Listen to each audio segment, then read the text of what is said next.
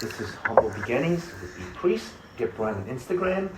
At humble_beginnings_1279. Facebook. Humble Beginnings with B Priest. Email address. humblebeginnings1279@gmail.com. You could listen to the podcast on iHeartRadio, Spotify, Google Podcast, and Spreaker. SPREAKER.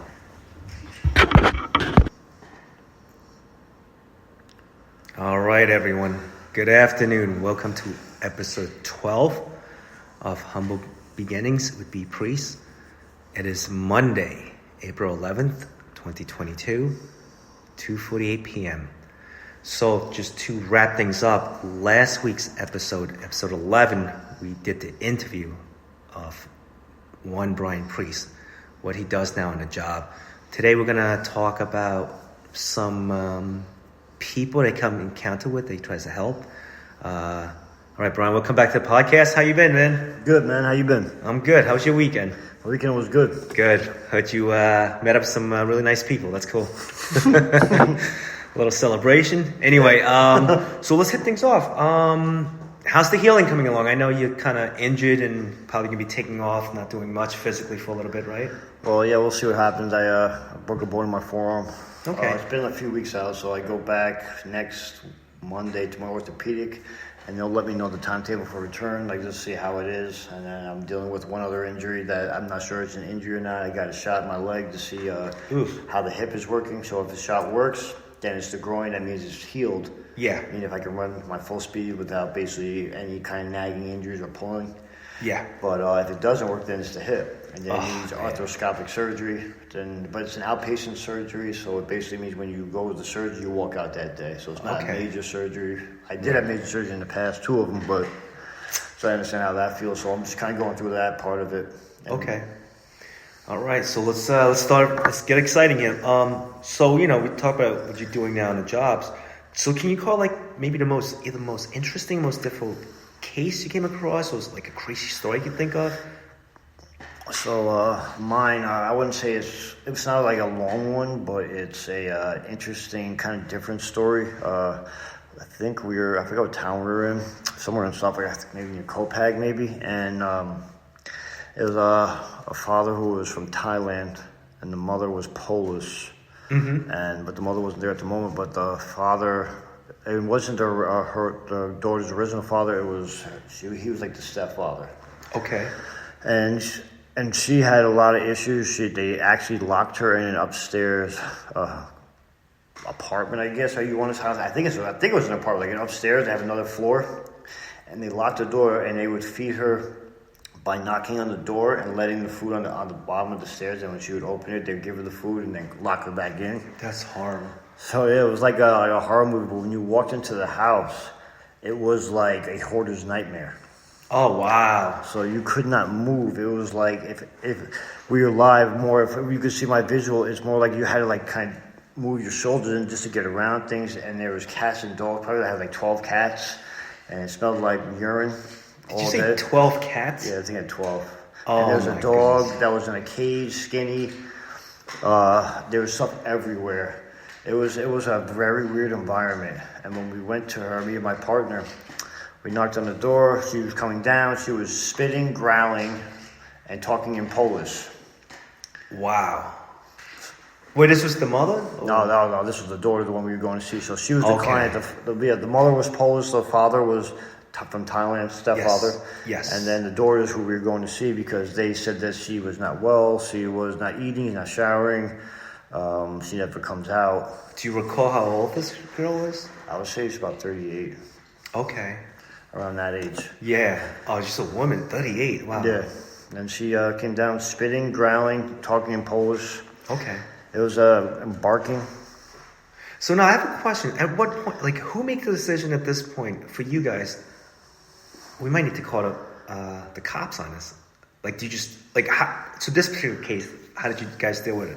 So when we started talking to her, she wasn't making any sense. Okay. Her hallucinations, which is her auditory hallucinations, were telling her to do certain things that weren't good. They had auditory commands. Yeah. If your mind was telling you, hey, listen, do this or I'll kill your family. type of scenario. That's what happens a lot of times with your auditory hallucinations, that you get commands. Yeah. Some are bad, some are good. Some will bring you up, some will tell you to do bad things. And the voice in their head, it gets so bad that they start to self-medicate and things start to go wrong, and they stop sleeping, they stop eating. If they're on medication, they stop taking the medications. So they start not decomposing, but decompensating to a worse version of themselves. Wow. So we come in, we have to ask certain questions to kind of see where they're at and what's going on in their head. Like if they don't know today's date, if they don't know the time, if they don't know who the president is. But it sounds like with this case, she probably cannot answer any of those questions. No, because she's barking and growling and spitting. Right, Yeah, right. She's like, So, was the stepfather at the time when you guys showed up? well, stepfather, he's the one that told us about it when we got there. So we kind of, we call him a TPC, which is a third party. Okay. And then we would talk to him, so we kind of know what we're walking into. And then he told us the whole scenario, how she was, what type of stepfather he was, how the relationship is. And then when we go, like we said, we ask some questions and we actually see them, and then we kind of evaluate what the situation is. And then once we're done, we go back to we call back to our office and we talk to supervisors and then a nurse practitioner to get what we call a 945. Mm-hmm. It's the hygiene law, basically, that kind of forces people to be hospitalized at that moment. Yeah. And then we call the cops, because when the cops come, they are the ones that escort the person to the hospitalization. Okay. And they go through handcuffs just to protect themselves, because you don't know what the person's going to do. They can hurt themselves, they hurt others. You don't know what's really going on. You know, it's crazy, but this particular case sounds like you could actually call the ASPCA of 12 cats and a dog in a water situation. Yeah, you can. But it's interesting, though, legally, who makes that decision? You guys or the police officer? Like, at what point? I mean, I guess the town would have to send somebody. I guess if we wanted to, we could call APS, and they can come by and talk and see if that's the name. Oh, what was that? APS. What's the APS? Adult Protective Services. Oh, okay. So you call APS if that's the case, and then there's Animal Protective Services, which I believe is APS as well, just a different first name of it, but that's what they would do. But most of the time, a lot of times when we've dealt with APS, they call us. Because they only do a parcel. They're kind of like, I don't know, they just don't want to go deep into it. I guess that's what happens. And we were willing to like go into the dark and pull these people out into the light. Right. So this girl, they took her away to the hospital? Yeah, she got 945s. Which hospital did they take? It's called CPEP, which is Stony Brook Psychiatric Ward. Okay. And then they evaluate them there. But see, the thing with this, which is very challenging in this world, is that the laws are really weird. So let's say I have psychiatric issues, if I know how to keep my calm and keep my cool, in front of people that ask me questions, they can't keep me. Yeah, it's right. So you could trick the system. Yeah, right. You can. And that's why they come back out right to the street, to an environment where now they know, oh, my mother and father tried to get me locked up. Now they have vengeance again on their mind. But it doesn't sound like this girl had that capacity. No, she didn't have that capacity. I mean, there's different degrees of... Yeah, there are people where we've gone to that people like, please don't tell him that I said anything because he'll kill me. So let me know, technically, what was her... in your opinion, her diagnosis, like, what does she have? She has schizophrenia. Okay. And then this sounds like a really bad kid. Yeah, I think it's just a lot of times when problems with the medication is that some of these people have got medication so early on in their life, they don't know. These doctors just throw medications at them left and right, and half the stuff they don't counteract with the other stuff. So some of it makes them drowsy, make them sleepy, doesn't make them feel like themselves, so they stop taking it. Yes. And then it comes down. Then the real thing comes in, but doctors don't know how to medicate them properly, so where they're kind of like themselves, but they're just not hearing their voices. Yeah. They don't know how to have the medications counteract each other. If you take certain medications and it doesn't work, like someone gets you too sleepy, I've seen people just drooling talking to them. That's how much medications is affecting them. That's not really you. Imagine you were just waking up every day drooling throughout your whole day for 24 hours. You want to take that medication. True. You wouldn't want to be. That's not yourself. Like you can't be you. You can't even make conscious thoughts. You're like a zombie. So like that's what the problem is. So they stop taking it, and then the voices and everything start coming back. Yeah. That's why you have to have the right set of medication. Or, which is sad, I've learned is around like age 17 to 22 is where schizophrenia comes. Imagine that. Imagine be like, oh, I'm going to medical school at like 21, right? And all of a sudden schizophrenia kicks in. Now you're hearing voices left and right. Yeah. Now, You think the mom had this? Did they? I don't know if they delved into that. Nah, we talked to the mom. She came a little bit later when we were in the car making the call for the 945. And she told us a lot of stuff that happened to the door. She was raped a few times. So a lot of this. Okay. Now we're getting to the layers. Into okay. the country. So she wasn't like this before. Nah. So I think like the trauma causes it. Like you don't like if like you've been raped or something horrific happened to you. It's almost like you create a different persona to protect yourself.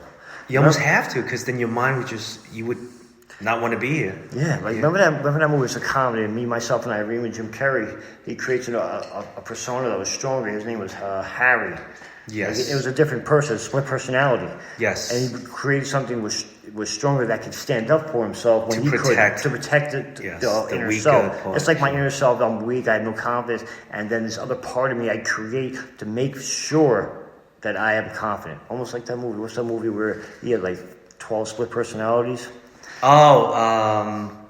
It was It's like a two-part movie. Yeah, it started with Unbreakable with Bruce Willis and then Samuel L. Jackson. And then the other two. And then the second one you didn't even know was related. Until at the end of the movie, you see Bruce Willis sitting right, and then the last one, I forgot the other two names of it, but those. It's killing me because when the second one came out and I watched it, I got so excited when I saw the ending. Split was the second one. So it was Unbreakable, Split, and I went to see the third one in the theater. It was good.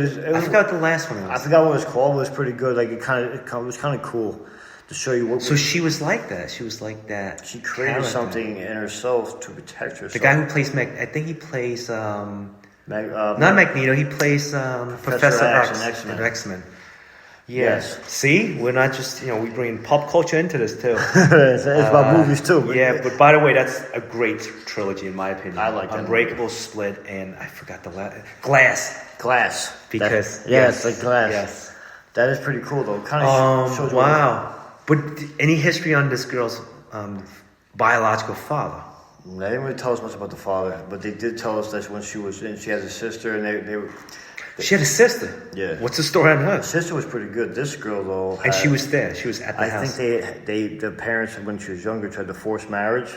Like this guy's rich. Arranged marriage. Marriage. So I meant to say arranged marriage.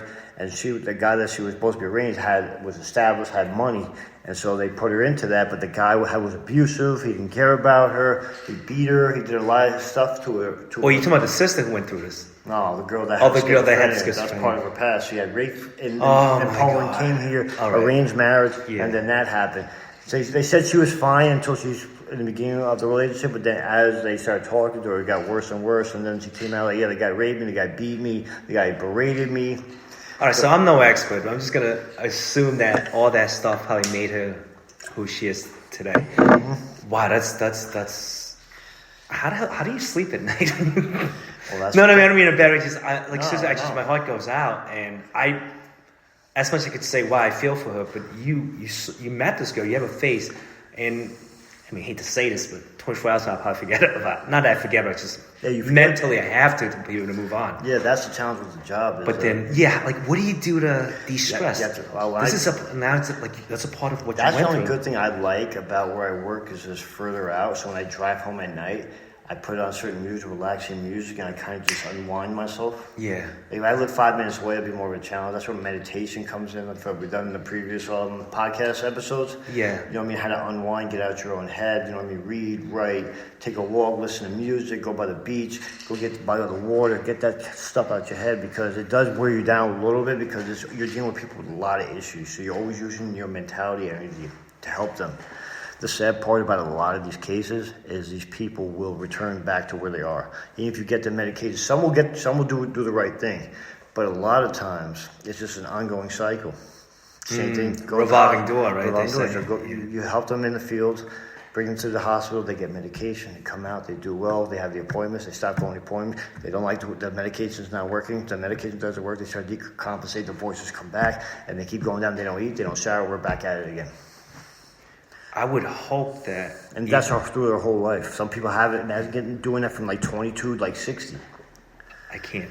Think about that. I don't want to. I would imagine that hopefully there's a few success stories, right? Even if it's like 10%. Yeah, there's success, 100%. Yeah, like I was when I was training online, I was listening to it to a lot of the people who do have schizophrenia. There are success stories where they have jobs, where they have kids. Yeah. But they regulate the medication